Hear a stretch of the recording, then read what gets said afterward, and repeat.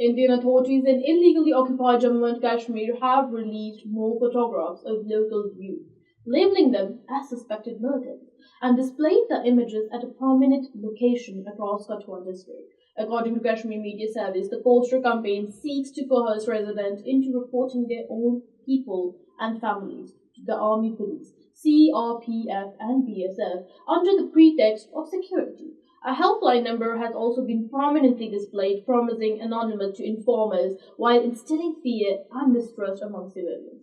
Political and civil society voices in IIOJK, they have condemned this initiative as a calculated attempt to create divisions within the community. They argue that such poster campaigns they provide pretext for intensified raids, cordons and surveillance while diverting attention from India's ongoing human rights violation in the territory. Critics warn that the tactics of vilifying local youth is designed to intimidate the population, erode communal trust and prolong the occupation while undermining the legitimacy of Kashmir's political aspirations. Meanwhile, residents of Kathua, they have expressed concern over the public display of the photographs, noting that such actions they increase the risk of harassment, arbitrary detentions, and targeting of families in the name of security.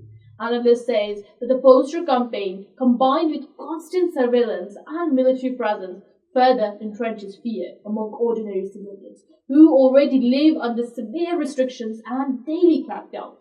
They call on the international community to recognize these intimidation tactics as a part of India's ongoing effort to suppress the voice of Kashmiris.